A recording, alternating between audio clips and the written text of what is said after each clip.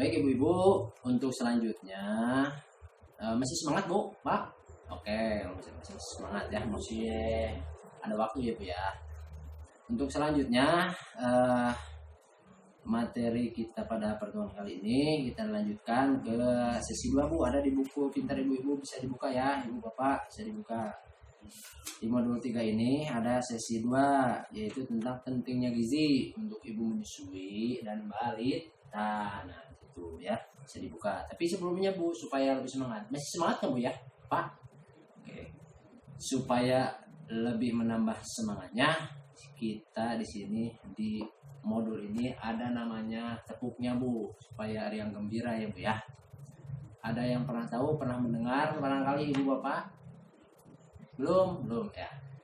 Nanti saya akan beritahukan ke ibu-ibu, tapi ibu-ibu nanti bapak-bapak mengikutin ya, mengikutin, jangan sampai tidak bu pak. Namanya itu tepuk STC. Apa bu pak? Tepuk STC.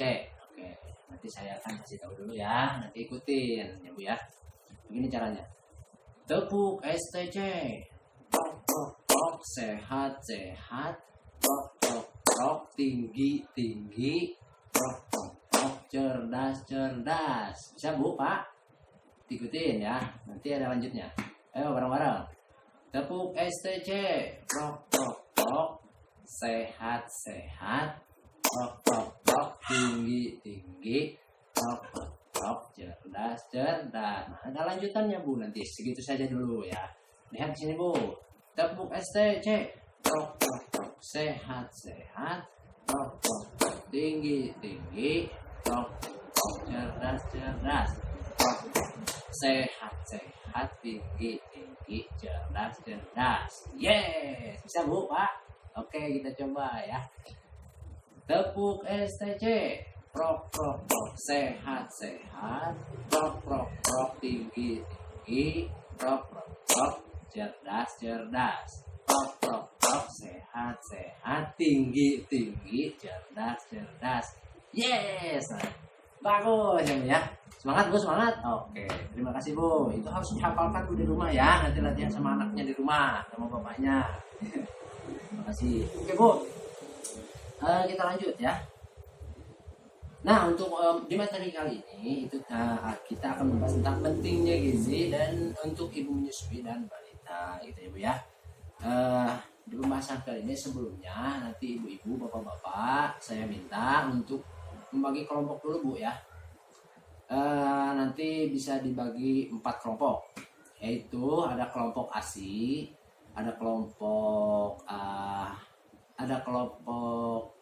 sayuran, ada kelompok posyandu, ada lagi kelompok bubur ya, kelompok bubur. Jadi ada 4, ada kelompok ASI, ada kelompok posyandu, ada kelompok bubur, ada kelompok sayuran. Oke, silakan ibu-ibu dibentuk kelompok dulu ya, soalnya belum terbentuk kelompok ini ibu-ibu ya. Caranya gini aja, bukan pang ya, berhitung aja sampai 4, 1, 2, 3, 4.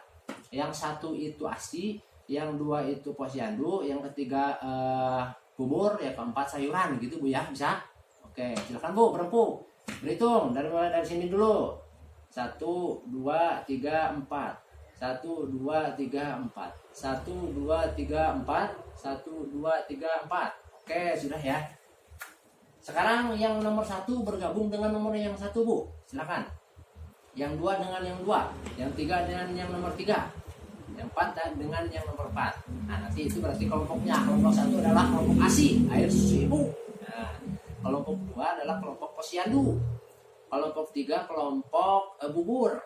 Kelompok 4 kelompok sayuran. Oke, sudah bu? Sudah berpisah? Oke, terima kasih ya. Harus dihafalkan ya kelompoknya, nanti akan saya tanya ya per kelompoknya. Oke. Untuk selanjutnya bu, sudah terbentuk kelompok kelompok ibu masing-masing. Sekarang silakan saya kasih waktu sekitar 10 menit per kelompok ASI, kelompok posyandu, bubur, dan kelompok sayur. Silakan ibu-ibu ngobrol ringan atau diskusi berdiskusi, kalau bahasa kerennya ya Bu ya, diskusi.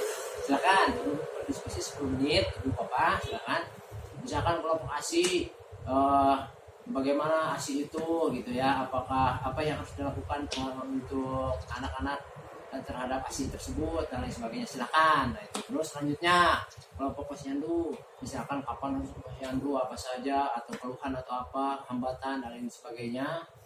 Terus kelompok bubur juga sama gitu ya, untuk anak-anak itu ya, untuk anak-anak bubur itu yang harus seperti apa, bagaimana penyajiannya dan lain sebagainya ya Bu ya.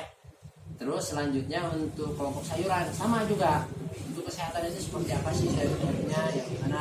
Ya, silakan Ibu 10 menit, saya kasih waktu 10 menit untuk berdiskusi ya.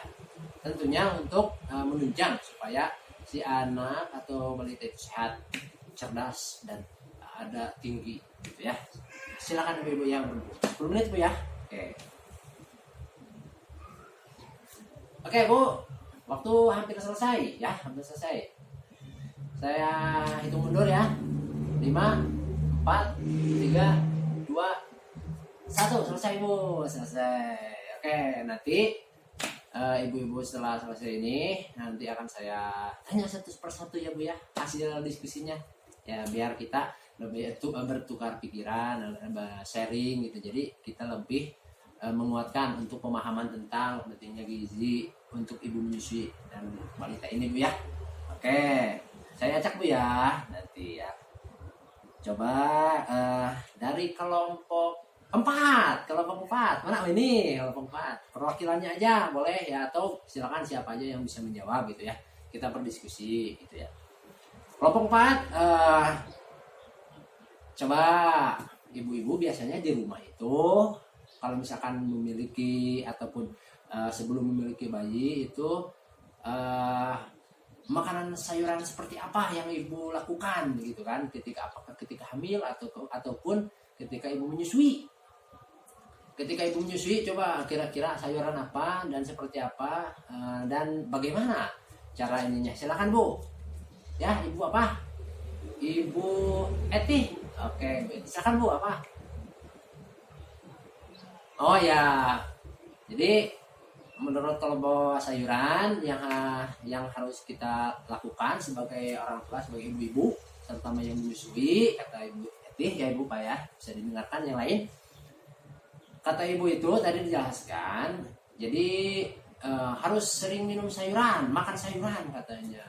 Tapi harus hati-hati sayuran juga gitu. Ada sayuran-sayuran yang memiliki misalkan kadar vitaminnya tinggi ataupun kadar vitaminnya rendah, misalkan itu harus diperhatikan juga kata ibu. Jadi ya kalau bisa sayuran-sayuran yang untuk menunjang si ASI ibu itu bagus gitu. Nah itu katanya, misalkan apa? Banyak ya Bu ya, bisa kangkung bisa Bu? Bisa sih kangkung juga, cuman suka ngantuk ya Bu ya. Bayam itu bagus, bayam. Tapi perhatikan juga sayurannya, harus bersih Bu. Ya, selain bersih dicuci juga dari sayurannya harus benar-benar bersih Bu. Nah itu ya. Terima kasih ya untuk kelompok 4 seperti itu ya. Untuk selanjutnya saya kasih waktu untuk kelompok posyandu. Nah, saya acak ya, posyandu, silakan. Kelompok posyandu nanti saya akan bertanya sama ibu bapak ya. Kira-kira ini, ketika ibu memiliki balita biasanya ke posyandu itu kapan Bu? Ya. Oke, 1 bulan sekali minimal ya Bu ya. Dan sudah dijadwalkan. Oke, ya bagus ya. 1 bulan sekali. Jadi, tapi itu harus rutin ya Bu ya. 1 bulan sekali.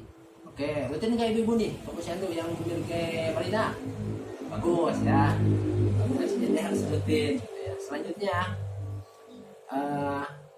apa saja Bu kegiatan yang dilakukan di posyandu tersebut sih? Gitu. Apa saja? Biasanya Ibu datang ke posyandu, cukup datang ke posyandu, apa saja yang bisa dilakukan?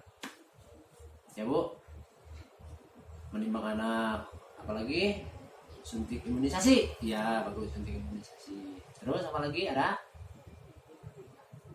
Kurang lebih seperti itu. Oh ya. Jadi ya selain itu juga kadang anak diberi dikasih vitamin dan sebagainya Ibu ya. Ya betul. Jadi ke posyandu itu kita bisa mengetahui tumbuh kembang anak atau pertumbuhan anak itu, apakah tingginya, apakah beratnya, biasanya itu diketahui. Terus kita dikasih imunisasi untuk menunjang kekebalan tubuh anak. Ya betul, karena anak-anak kecil itu rentan dengan penyakit biasanya Bu ya, sakit-sakitan gitu ya. Jadi untuk menghadang penyakit tersebut. Oke, bagus ya. Selanjutnya pertanyaannya adalah, penting nggak buku posyandu? Penting sekali. Oke, bagus. Penting karena kita tidak akan tahu perkembangan anak, kesehatan anak kalau tidak dibawa ke posyandu. Oke, betul ya Bu ya, untuk kelompok posyandu. Terus kira-kira ada hambatan apa Bu ini? Kira-kira untuk berangkat ke posyandu itu ada hambatan nggak sih sebenarnya? Misalkan ibu mau berangkatnya malas atau gimana? Silakan.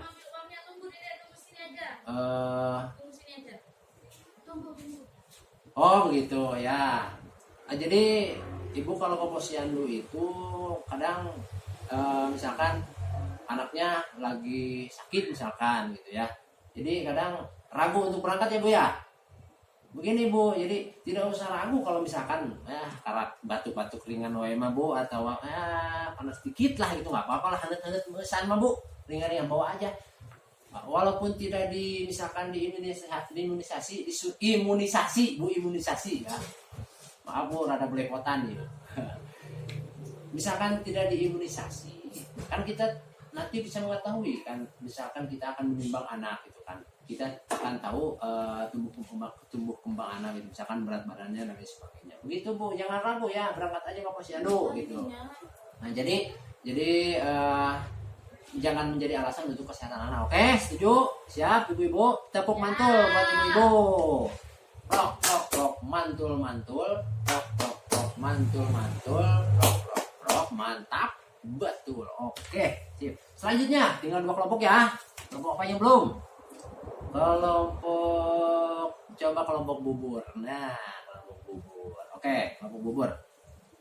Saya akan bertanya hasil diskusinya Bu Pak ya. Kira-kira kapan nih ya?